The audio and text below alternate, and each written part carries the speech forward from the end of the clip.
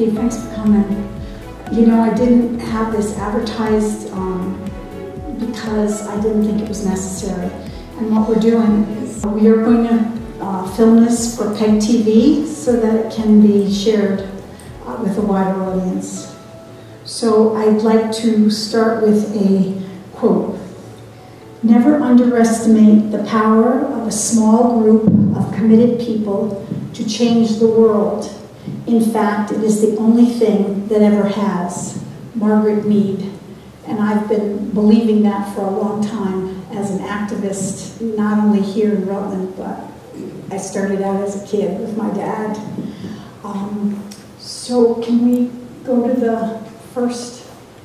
So the whole impetus for this is we need healing as a society. And how you can do that, you can do it pharmacologically, or you can do it with community. There's lots of ways, but I believe the fastest way to come together is in music. I think that brings people really together very well.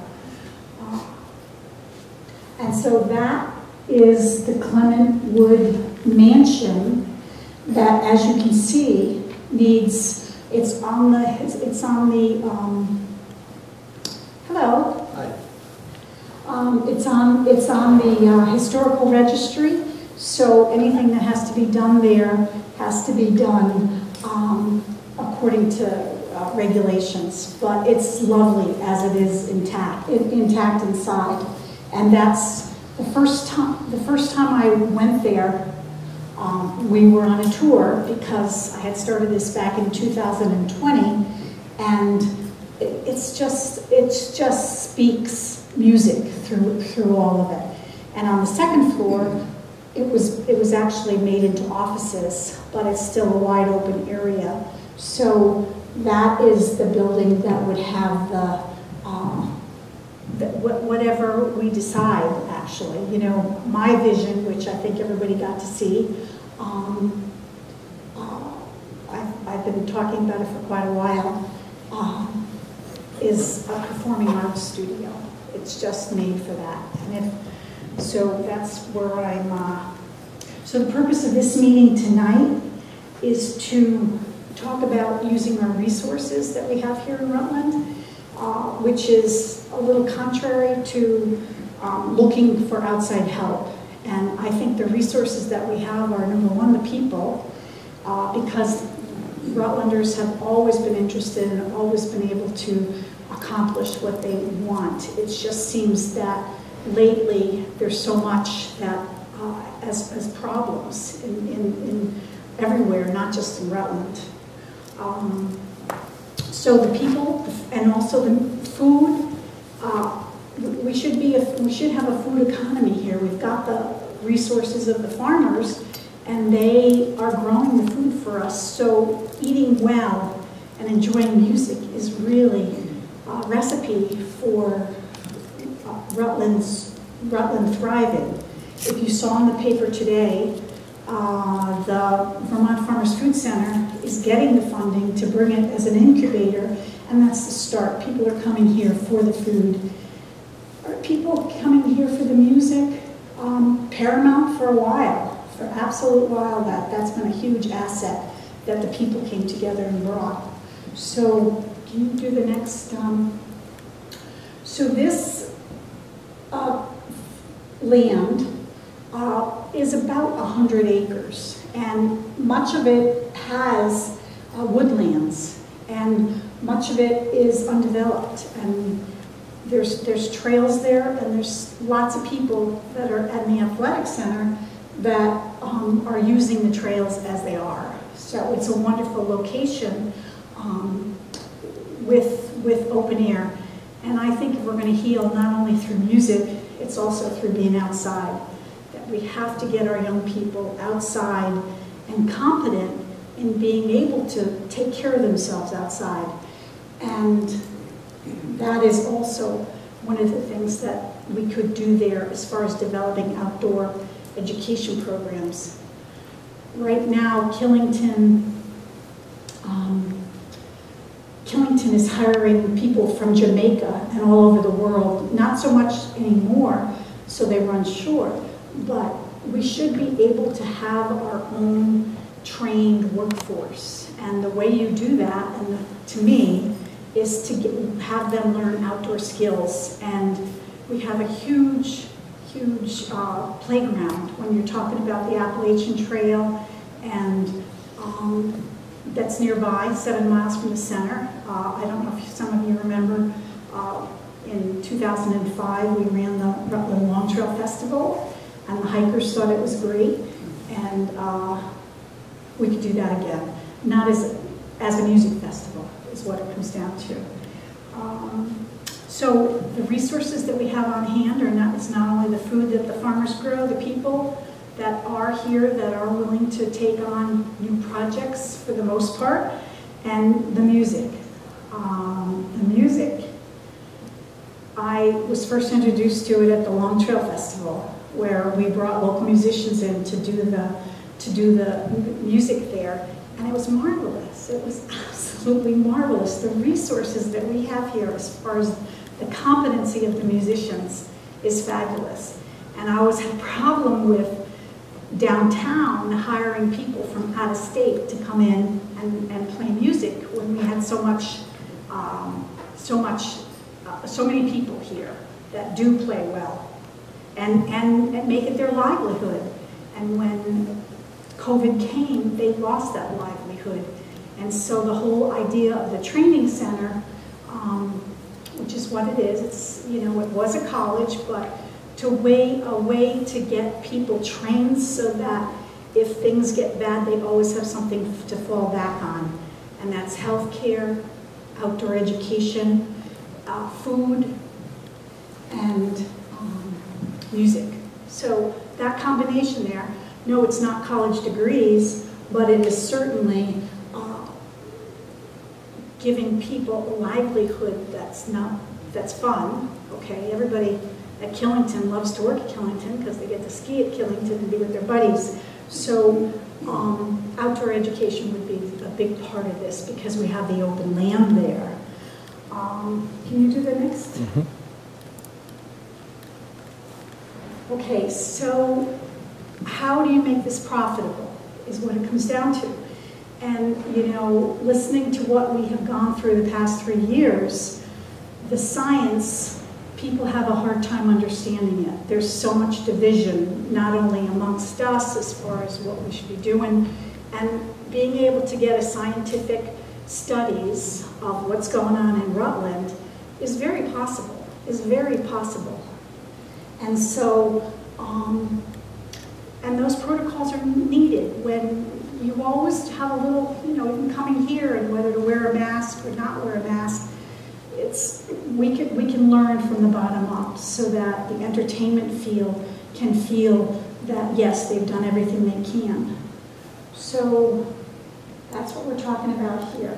We're talking about infectious disease. We're not talking about any one particular, but, proper hand washing and even for dealing with food, with that, the service training on how to deal with food, that's probably would be first thing with training. There's a full cafeteria and full kitchen down below where the theater is. So it's unlimited. It's unlimited. It would not just come from me. I can't do this by myself. I have to collect and bring together stakeholders that realize that this is a huge opportunity for Rutland City. Instead of talking about we're going to bring in new people with their jobs, that they've been doing it for a while, and sometimes it works and sometimes it doesn't.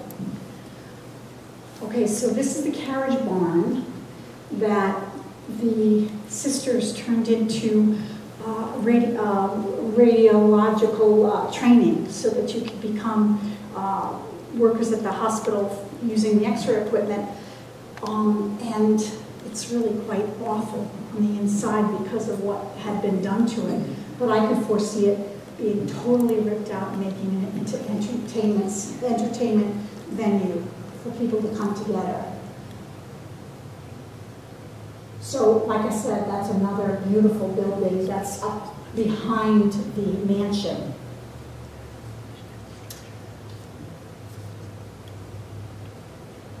Can you do the next one, please?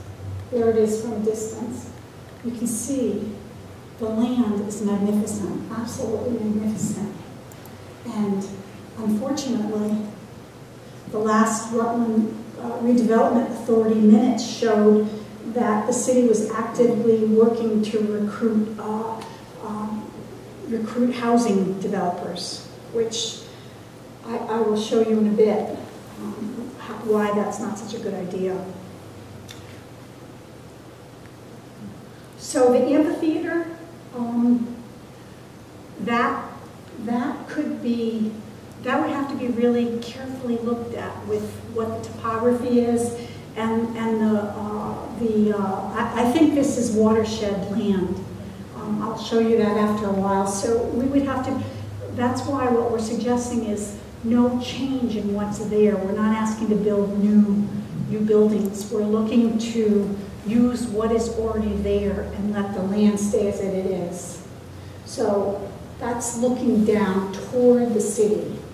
So it's quite a beautiful area that I see it as a grass lawn entertainment, really. As you can see, we were seeing the Vermont Symphony Orchestra really being at home there, and the music. When you're talking about, we're talking about playing the music, teaching the music that the kids want. I'm really focusing on the young people here in Rutland and what they would be interested in, to bring them into the fold so that they could be educated in not only music, but also whatever their interest is in also, which may be going off to college, who knows. It's not really well thought of for parents when they're paying a lot of money for college, but we need to maintain it because music is part of our lives. For some, we can't lose that.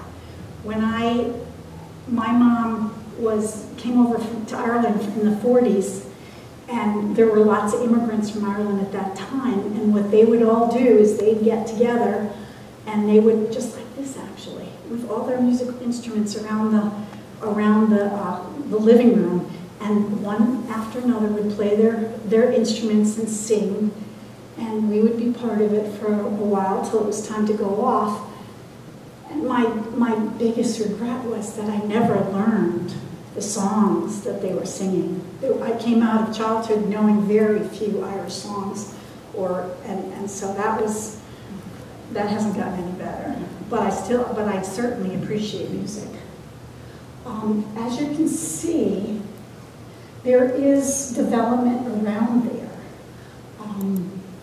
but it's really geared toward climate changes. I think that what we would have to do is absolutely go green, and I can foresee putting a hotel downtown that they've been talking for years, and using that as a base and transferring people over there through an electric bus or some kind of low energy, low fossil fuel way to get on the property. The parking situation we should be very careful about what's going on with parking. Now, all of this is dependent on, of course, getting it bought. And there's been some controversy. The Rutland Herald talked about where I had talked to Heritage Family Credit Union and Matt Lewandowski, and he, after the last developer was dropped, and he was very open to this plan. He was very open to this plan. And so I came away from it saying, okay, we're vetted, he likes this idea. And so I guess I said, that they were willing to sell it to us, meaning we're okay. The last guy, they didn't really vet, which was part of our complaints about that whole situation, but they agreed that this would be a good plan for Rutland, and this property all I needed to do was get the $3.5 million to buy the property. So it would have to be low key as far as, even if we're bringing lots of people there, we would want to do it in a very good way. And like I said, it gives a reason for people to come in to see musicians, to stay downtown and use those services there. Okay, so the flood zone. I guess it's along, as you can see, the property borders Otter Creek. And not only do I appreciate the outdoors and taking care of what we have as far as an environment, which is not what's happening. I think it's like the city with their sewer treatment plant has dumped over 200 times into the Otter Creek from the sewer treatment plant. And that is, the Otter Creek is the drinking water source. It flows into Burlington. It actually flows north, for those of you that don't know that. And so that,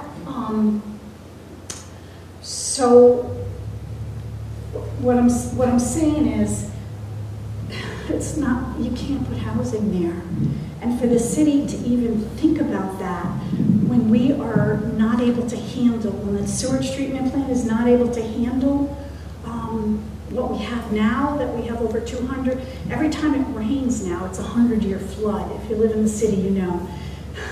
Sometimes you see the water coming out of the sewer line, not the sewer lines, the storm drains. So that's a problem. That's a real problem. So how we're going to get the city to support this is because they need to support it, because that's the best use of the area. We'll take more people, and that's why we're doing this tonight, so that we can let the public know exactly what's going on as far as that being very prime watershed land. What's the next picture? Oh, the zoning map, they changed it. It used to be one acre zoning, and they made it into what they call a campus development. And so instead of all the property being 1 acre zoning for housing, they still are able to use the education part of it for other things. They had plans, and those plans had the plug pulled on them. This is the elevation that I'm talking about, topographical maps. As you can see, every one of those lines represents another line of elevation, and you can see it goes all the way to Campbell Road, which you can't really see there, but it all drains into Otter Creek. So what can be put there, from my point of view, has to allow for the drainage and not to contaminate that drainage. Okay. Soil, what is your name? I'm sorry. Jamie Snow. Yeah, okay, so Jamie, this is your area of expertise. So thank you. I can't talk about this. This is just, to me, to look at that. The soil, it's got to be taken into consideration. This is as it is, the map as it is. Go ahead. So there you can see the main house, which is at the front of the property, and there's the barn behind it. So it's really well situated. And then the house behind, there's 4 houses on there that we could use that footprint and build recording studios / places for guests to stay. I foresee musicians coming up from New York on the train and being able to come up here and enjoy a week away in a beautiful setting and being able to make music if they so choose with their, so there's 4 buildings. That one in the back they're good sized buildings, but it would be the footprint that we would be using. I'm not sure about using what's there. And there's the pond that drains into the river, which is actually what separates that line. That walkway goes all the way down to the college, as you can see in the top right, and that pond is lovely, but it's a drainage pond that goes into the outer creek. Go ahead. Okay, so this is the big news, that I have talked to some of the musicians in Rutland about getting a festival going, and I've talked to the Department of Rec, the Rec Department, about having it at that site where we now, as a city, own the athletic center that we bought off the college. And so that's going to happen that week of June. It's going to be one day or the other. I think we're going to get the 25th and then the rain date on Sunday the 26th from 12 to 8. So it's just a trial. It's bringing people together to make music, and the musicians in Rutland said that they will organize that. We'll probably be bringing in a truck for the stage. That there's built-in stages built on trucks. So that's where we're at with that. So if you haven't seen our website, it's on the VermontTreeSpirits.com. It was a way to get the word out and get it organized, and Sean has helped me with that. I have a really good website now. And it is the last parcel in Rutland City, and it should be enjoyed by everybody. So what I wanted to talk about, has anybody been following my Mother Frog Tales? Have you seen that comic strip? Well, that's on Vermont Tree Spirits. It's another part of Vermont Tree Spirits that has developed about Mother Frog talking about what's going on around her. And you can follow that along. That's the kind of the environmental part of it, as through the eyes of the frogs that are being drowned. Actually, their tadpoles are being drowned. So, what are the learning? If we're a training center, what are the goals that we're learning? How are they different from what's being taught in public school today? Academics. And what I have been doing for a long time is following the indigenous stories and what they teach, and those learning goals across the land with many, if not all, indigenous tribes. We miss the boat as far as Westerners, because what those learning goals, some of them are building community. That's one of the first, and respecting each other. And a lot of this is lost now. Sharing with each other, that it's not me only. Patience, kids have to learn patience, that things don't always go your way and you have a plan B. Care of others, and happiness. You know, how many people are happy today, 3 years after this nightmare that we've all been in, that we're still in? Just a new topic when we talk about war. I wanted to bring the attention, when you are watching it on TV, look at how many are using music to get through it, whether it's children singing or they are singing their hearts out in this war, and it's a solution, really.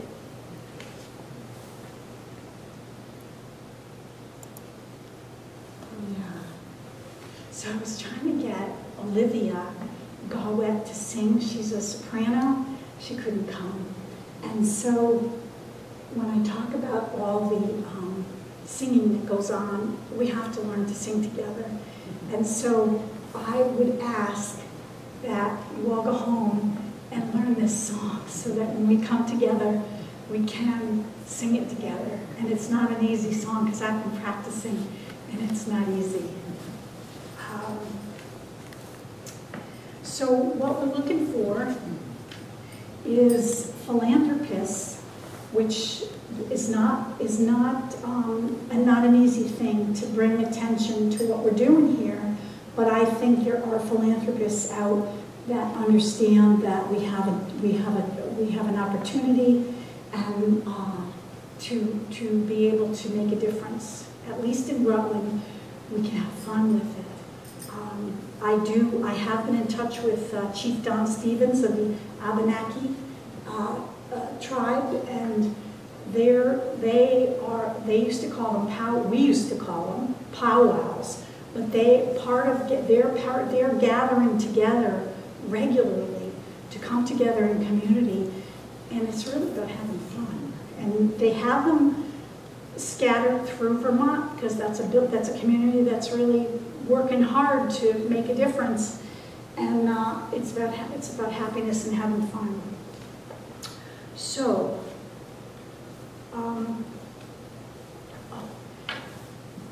the site has not only a 250-seat theater, but it also has a full cafeteria and full kitchen. And so we know that Vermont Farmers Food Center is doing a good job. I don't know if you're familiar with the Everyone Eats program, where they have restaurants cooking so that cooking food that the farmers grew that are being served to the people that need food and they're serving about 3,000 meals a week. But what I see is, I don't know if you followed the World Central Kitchen with Jose Andres, started it in 2010. I'm not sure if he started it from the hurricanes. I'm not sure where he first went, but he's all over the world now feeding people that are in crisis. And they have a training program on how to get people ready so that they can, when there's crisis, to be able to come together and feed people. And so I really see bringing the World Central Kitchen in there as a training ground for our young people that are interested, so that they would have an opportunity to serve in regions that are that have had crisis, whether it's in Louisiana with hurricanes or the islands. They're all over the world. It's quite amazing. They've got good support. So that is what I'm talking about for teaching people disaster response in feeding people. I think that's important because who knows where we're going with what's going on in the world.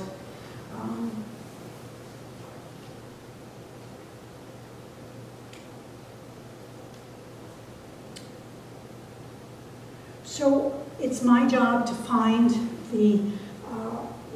to raise the funds. And if any of you know any musicians, like Bruce Springsteen just sold his catalog for $100 million in 21, and he's going to have to be filing for 22. There's lots of musicians that have that I think would be interested in this. We just have to get the information to them so that they know.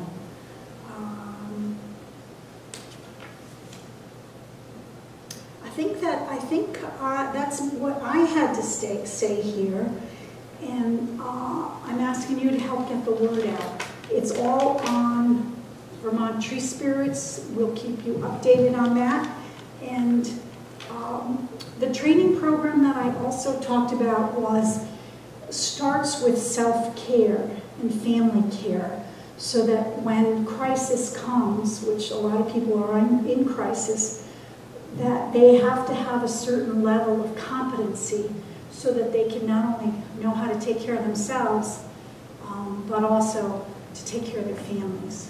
And from there, so that would be the other training program that we would start with, not only just the food training, but so that the people that go through this program would learn basics to start with before they go out to, whether it's certified nurse's aide onto RN, which is, we're desperate for in this state with what's going on with nurses being overwhelmed and ready to retire anytime they can. So that's my presentation. So I would like to hear what you have to say. Thank you.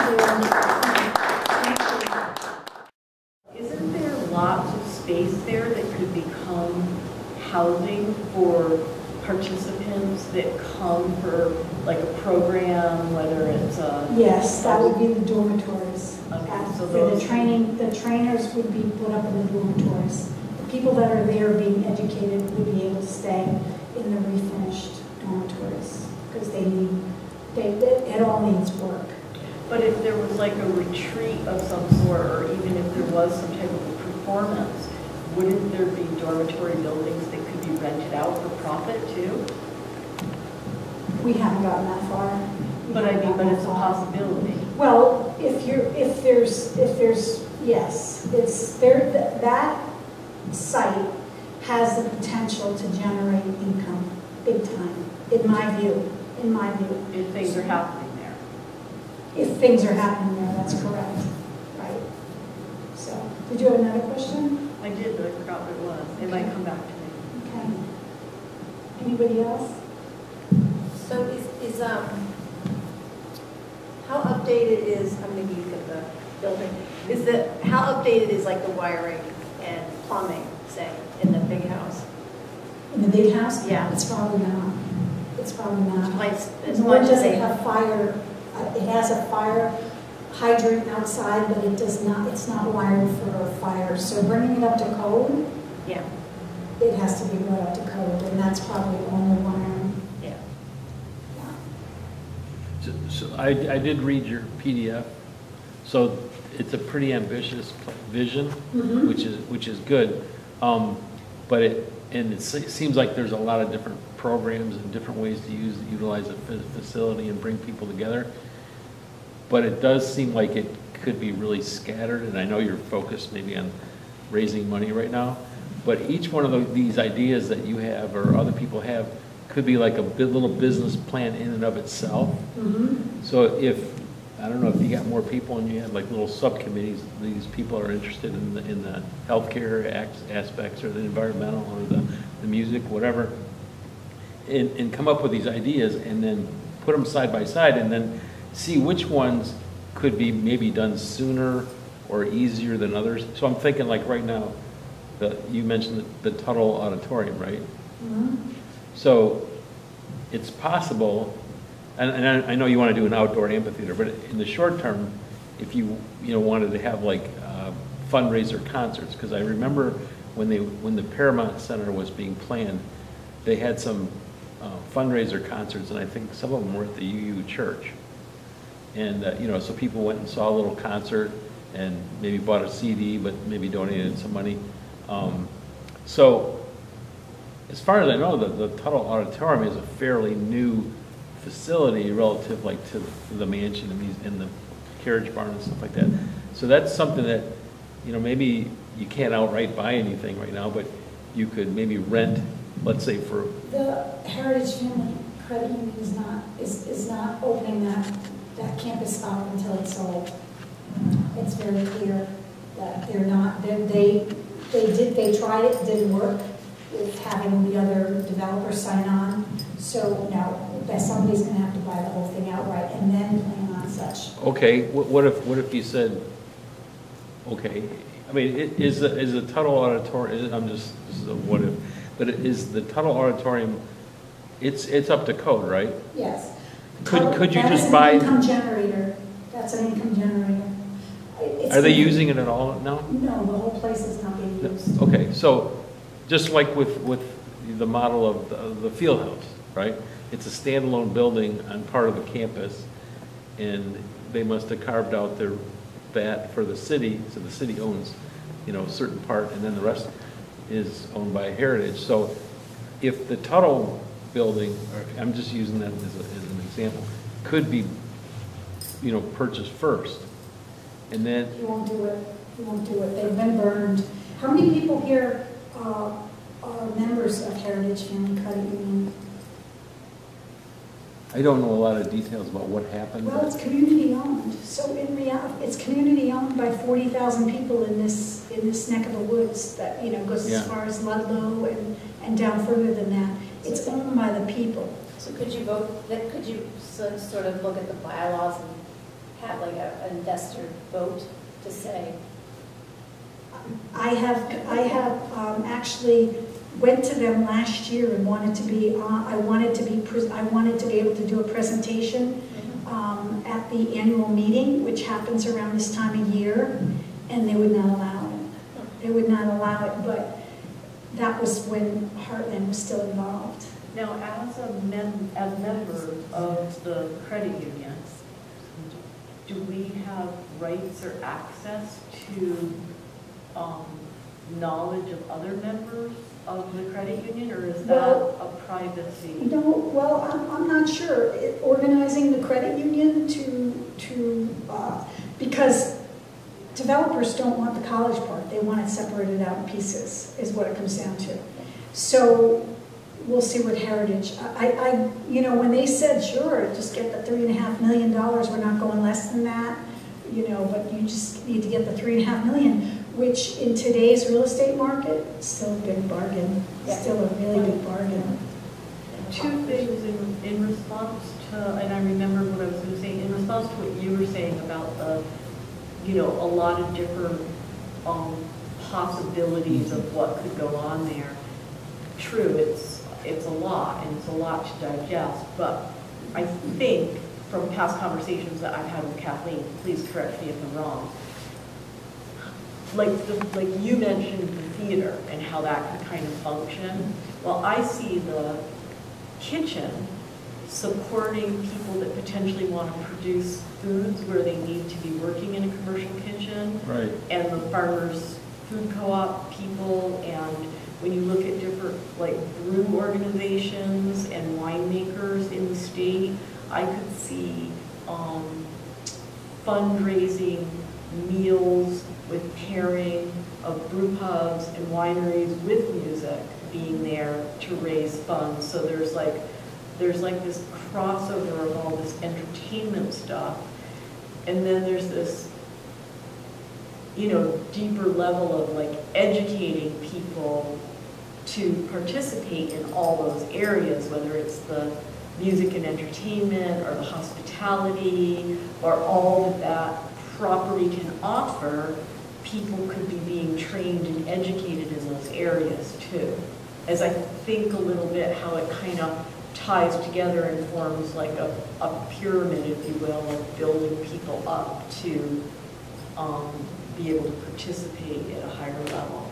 Yeah, I know what you're saying in the sense of the education aspect, because I did read the PDF. So you're, I guess where I was getting at is the way it's laid out in that PDF. It says raise 3.5 million, then raise another 1.5 million to renovate.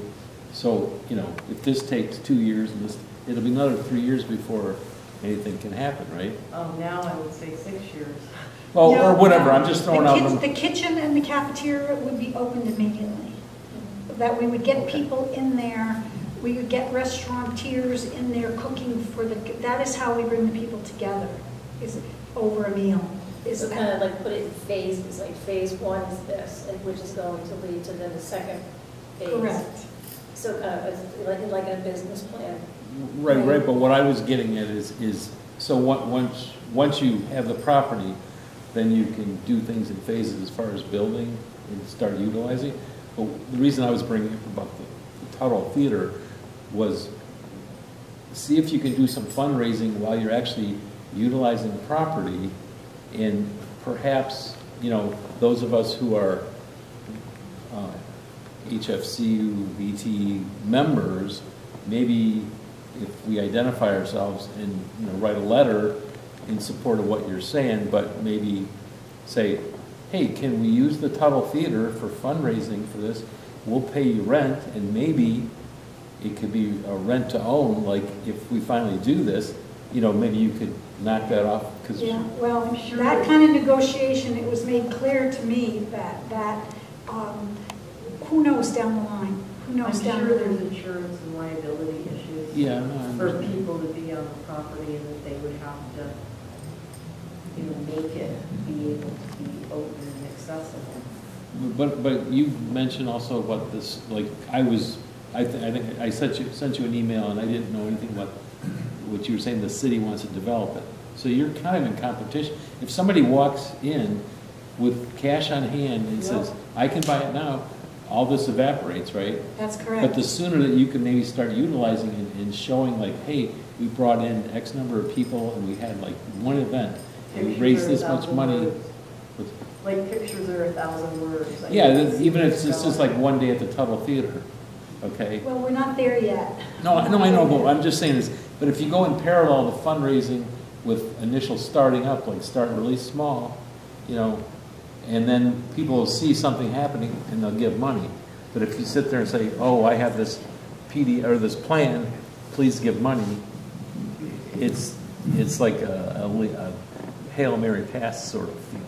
But if you can, I don't know, what I don't understand is, I understand the insurance, but if it's sitting there and they are sort of for it, why wouldn't they, maybe work with you? That's what I say too. But if I can jump in here, I think the word that may be missing is stakeholders. Right. You mentioned it earlier. Right.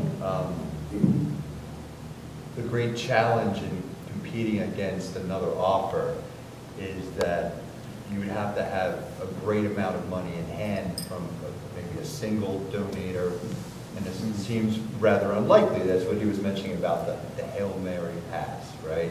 It makes it more challenging to bring in someone who would donate money and then not want something in return, right? Most Or be participatory. would want some type of return of investment, right? They would want to see their money as an investment. So when you put together, and I'm sorry, I need to go back up and say, I loved so many of the ideas that you brought forward and in the discussion here. And you can see so quickly all the systems that could overlap, the partnerships that could occur, all the different community groups that could, as you explained, start to intertwine, and then you have a dysfunctional separate groups all of a sudden joining and functioning together, and it would be a really healthy society in that way. There's so many great ideas you have. The challenge is having stakeholders that are going to invest money and then having that return somehow, that they feel that they're confident about that investment. To have a director that has a plan for everything. That has to produce. Every inch of the property, Right. every single stakeholder, just analyzes everything and has it all broken down so that every day is scheduled, you know what I mean? Like there's metrics so that every investor can see there's a real strategy, there's a real plan, there's a director behind it, and it intertwines all these things in such a way that there will be a profit brought back to the property, right, to offset the costs. And that motivates stakeholders to then become more involved, right? So it's a challenge. I'm sorry if I missed the beginning. Is this a nonprofit organization that has a board of directors set up? That's always Not yet. Okay, that's usually a great first step, because then that board of directors can make decisions, and they can hire an executive director or someone, and then there can be stakeholder involvement because they're voting, and there's a real government then involved running it. That makes it easier for stakeholders to become involved, but there's still that challenge of the competition of just someone coming, a developer coming in, Right. they do this every day, and I work in that kind of field where I'm an environmental specialist, so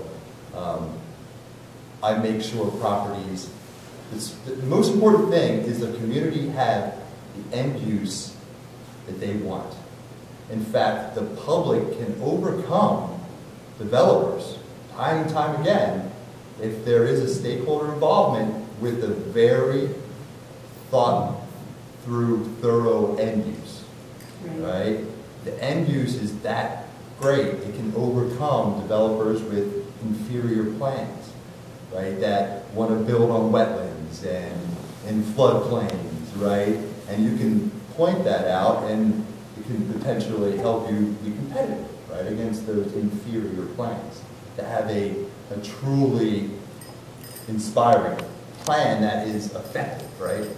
So I see all those things together. The challenge, though, is to get those initial stakeholders, to get the board of directors, get the initial stakeholders, and get some momentum, right? Where you have like the city that buys in, and there's a little political influence there that will help to get things rolling, and then more you know, it's a snowball effect that occurs in these type of projects. And I've worked on these type of projects. They're called, the ones I work on have contamination. So what happens is nobody wants to work on the property because of the liability and the insurance problems. So that unknown cost stops the development. The challenge is, and what I do as an environmental consultant, is we get grant money from the feds and the state to go in and get enough information and sample enough that we can develop a cost estimate on what it's going to take to get it done. And that's where I wanted to go. Then investors come in, stakeholders come in. Once the cost is known, right, and they're really known, then investors come in, because it's the unknown aspect of it, right? And that's what and same with stakeholders. Forgot before We're gonna go nonprofit. enough was grant money, and I just heard on the news tonight that the state of Vermont is actually being granted $34.6 million in the Purdue Pharma settlement for the state of Vermont. And so that just makes me wonder, like, why wouldn't a project like this for grant money to be invested by the state?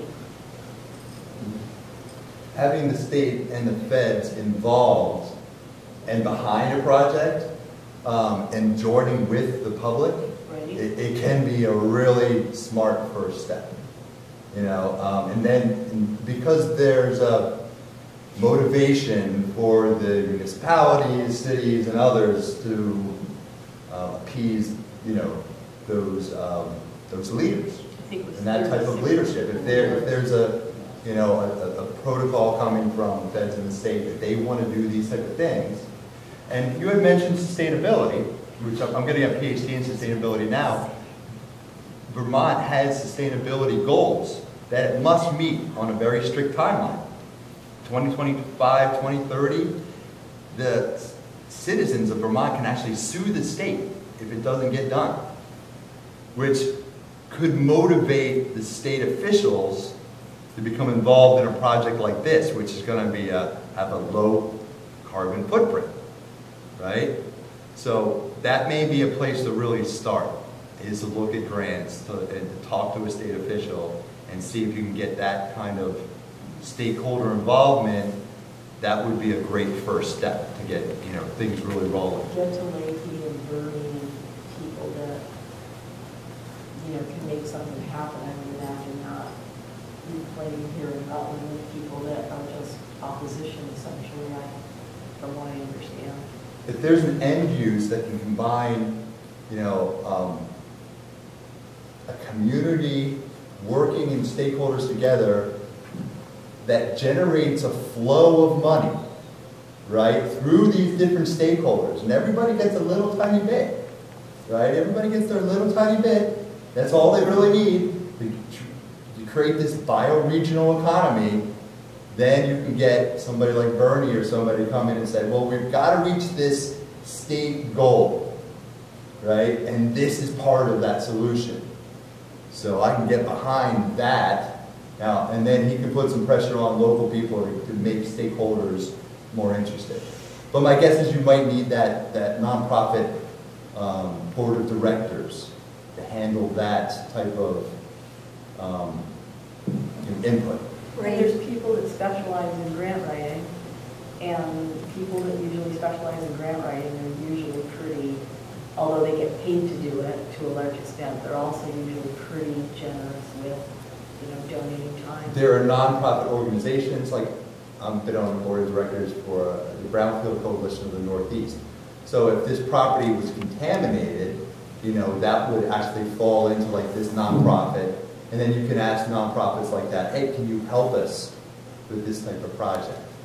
So I'm the expert if we, you know, if we found contamination or you know, if that was a threat to the development of, you know, or the reuse of the property, then that would fall into a, like, it could become a brownfield, right? It's an underutilized property that isn't reaching its fullest potential, you know. That would fall under, then nonprofit people could potentially do pro bono work, right, and get you know, green credit for Does something city like that. sewer go out there? Or are they on septic systems in a big floodplain like that? They're on city sewer. There's an X-ray bar, who knows what's in there? A what? There's an X-ray bar, who knows what's in there? Oh, from, Yeah. just as Anybody far Well, as- that's a really good point. I mean, any developer who's going to go on that site has to do what's called due diligence. Right. So they have to look at that, and then they will have to, if there's any type of threat of contamination, even threat of it, it will be brought up in what's called a phase 1 report. And then they must resolve that phase 1 report by sample. And if they find, you know, but that creates, if anything shows up on the phase 1 report, it shows an uncertainty to the amount of cost it'll take to finish the project. And whenever there's an uncertainty, it slows down the development. The amount of uncertainty is the amount of fear that the developer has to face, right?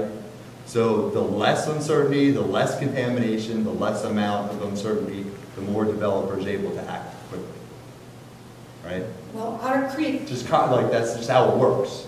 Otter Creek bordering that property is a big concern. The wetlands in the floodplain is definitely going to be something they're going to have to consider. But there seems to be some type of a retention pond, and it's already a college, so that my guess is the engineers are going to get into that and probably say we can handle those type of things. You know, engineers can do a lot of things. Right. But you got to pay for it. Right. Well, we're really glad that you're in Rutland City, Jamie. And you know, and as a musician, you know, I love this project, and I believe that music does heal. In fact, it's a big part of my life. My whole family are musicians. So we just played at the benefit concert at Grace Church on Sunday. I love, so the real challenge here is stakeholders. I think, if I'm not mistaken, I mean, it's changing philanthropy to stakeholders. That, I think, will really help the project. Although they could be one and the same. If you, hey, I mean, if someone's. I don't know anybody with money, you know. I don't know anybody with free money ready to throw at a project that they're not going to want an investment from, right? Right, So or that they're not going to want a part in. they're going to want a part of it. Bruce Springsteen is going to buy it. He's going to want to play there, or he's going to want to be able to say everything. Input. Right? Well, he's going to want to have complete authority over the property, and he should, because it's his. He's buying it, right? He's possessing it then. Whereas what we're talking about is a shared community. Therefore, you need everybody to have a little bit without possessing anything. Well, no. Right? Everybody's got a piece of the pie. They're all stakeholders, but they don't actually possess property. It's nobody actually possesses it. It'll be run by a board of directors, right?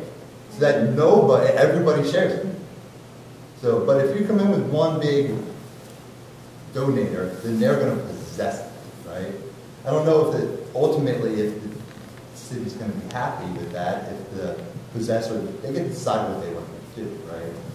So, There'd still be a board, if there was a single chunk of money that came from a philanthropy, if it was donated, it would need to be a nonprofit for that person to have a tax deduction of coughing up a serious chunk of change like that. If Springsteen so wanted they got to go to, through the board anyway. right, and so the nonprofit would still have a board.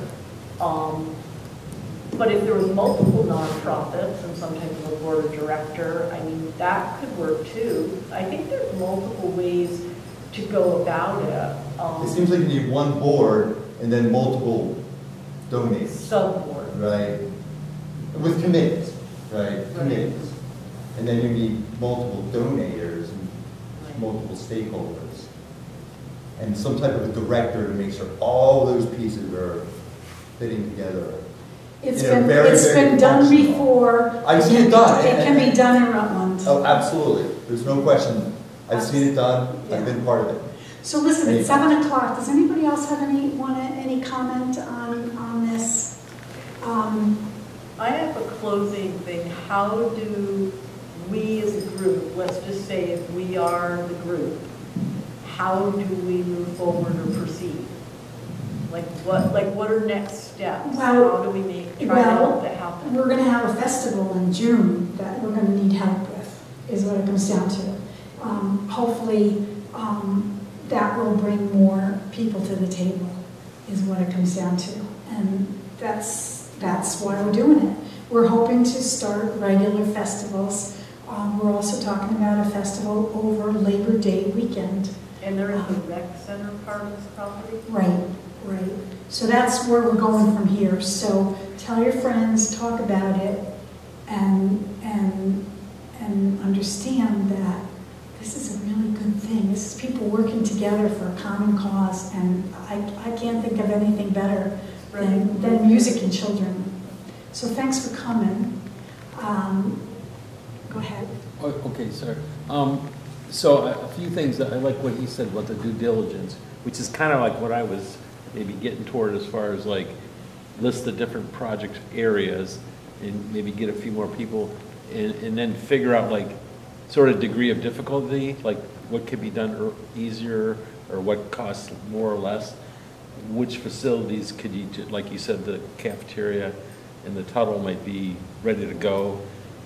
But he used the example of contamination, and hopefully there's no contamination out here. But you do have a similar type thing with the buildings that are going to need renovation, like how much renovation, what's it going to cost. So you got to get somebody like a home inspector or maybe something on a more grander scale, like somebody who's knows historical buildings and all the laws there. That's where the grants can come from too, is the historical preservation approach. Yeah. Yes. But the other thing is, I understand you've been told by Heritage this is the way we're going to do it. But if you think about it, that's forcing us to think of like who's the millionaire or billionaire out there that we can find that, you know.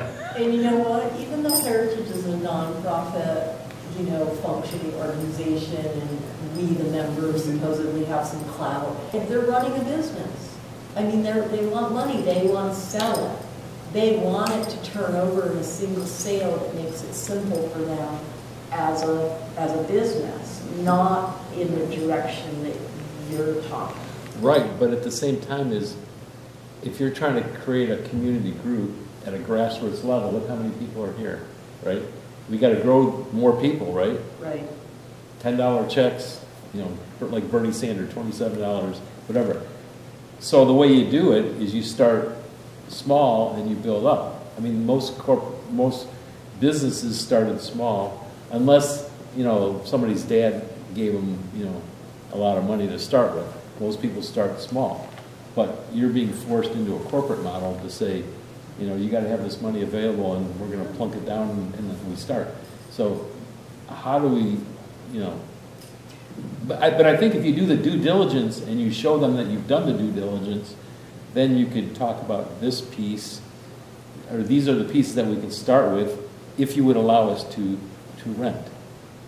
And maybe if they see those more detailed, more plans, like you were saying, more things laid out, then they might change their mind. But right now, it's still very pie in the sky. They can change their mind. I've been working on this even though there was a signed contract. It was never public, so I never got to build the coalition, the community that I need to do now. I need to get the community behind this, and that's by getting the word out. And we're going to do that with a festival and any other way we can. Why do you think they can't change their mind? I didn't say they couldn't change their mind. I'm saying that we have to build community to believe that this can be done. That's where I'm at now, that we have to convince the Rutland community that this is a good thing for Rutland. And job training is one of the top priorities of the governor. He's got lots of money to give away for job training. We have a training center site here, so we just need to get the word out to more people. I want to really wrap this up now. Does anybody else have anything to say? I got one quick thing to say. I'm sorry. I think No, it would not at all, really help with Jamie. these two conversations. I've been studying my PhD studies in sustainability education. The difference between the bottom line and what's called the triple bottom line. All right, the triple bottom line is profit, but it's also people and place. And then the United Nations adds a fourth one, which is sustainable development. Okay? What you were mentioning before, which is excellent, which is businesses must ultimately meet a bottom line. Okay? If they're a private sector business, they must meet a bottom line. Now, this project is trying to do the triple bottom line, right? Even take that fourth one into consideration. Those things make it harder to meet the bottom line because you're sharing, all this time and effort, right? So the more the plan shows that you're trying to meet the bottom line, it'll make it more convenient for Heritage and others to get on board, right? You clearly have the other aspects, great thoughts on people and place, like you're mentioning, job training, that's people and place. You clearly have thought about the place. So you've got the other aspects of the triple bottom line really strong. The question is the profit. Is there a way to address the profit aspect of the triple bottom line that inspires those private sector, even the public sector, the political sector, those groups, right? And so I guess I would just suggest that you may want to put more thought into, and I've heard a lot of ideas on what would generate profit. The question is how much, when, right? And have a strategy and a plan that says we can make this much money. So you're making a real strong attempt to meet the bottom line, right? And then those groups can see that and they're attracted to the project, right? Because they see you're trying to meet the bottom line. And I can see all the best way to do it is to coordinate all these different things on top of each other, right? With the director and schedule so that there's always money flowing, right? You're creating a flow of money. Even if you're not creating a huge profit, it's like, hey, your record's on the charts, you're going up the charts, it's still being played, there's money to be made, right? Your trajectory is positive, right? So as you meet that bottom line, as you address it, then those other aspects of the triple bottom line get pulled in with it, right? So I think that may help because again, these two conversations seem to be like recognizing that. And then you chimed in with job training in the place. So there's no question that the state officials want to bring the triple bottom line to projects throughout the state. Nobody knows how to do it yet. We just haven't figured it out. Vermont, I think, is on the forefront of it. But even Vermont, we're struggling through it. It's hard. This is hard stuff, right? This is really hard stuff, and nobody appreciates how hard it is. But Bernie and others, they know, they want to see this. So if we can somehow, again, bring it to their attention, they may have some ability to help a project like this. I know you want to close this up, but getting Bernie to get here to talk about stuff would get a lot of people here. That would get your attention and that would get the ball rolling. And getting if you don't have the money, then that would help to bring the attention to then start to bring in, to attract stakeholders. And unfortunately, we're still a capitalistic society. society for the most part in our. So a bottom line has to be addressed in the conversation, respected. Money talks. It has to be respected.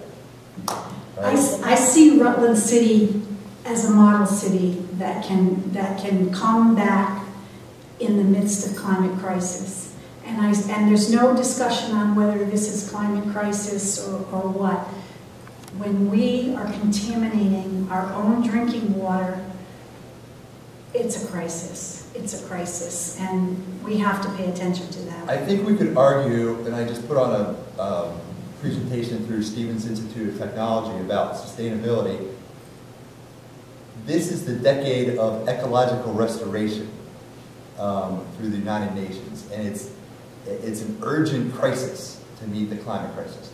So I think you could argue that the sustainable development of the property goes directly toward ecological restoration. Yeah. And that could meet, not only an international goal, but a state goal. And you could also argue that the sustainable development of the property would help the state meet its climate goals. And if they don't, they're going to get sued by the same people who want this project, right? So that would put a little pressure on them to consider it. Thank you all.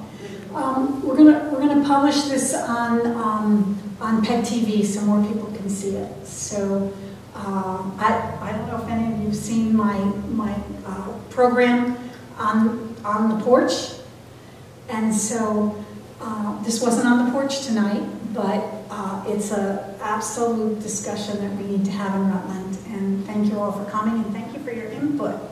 And we'll keep you all informed on how we proceed. Thank you so much.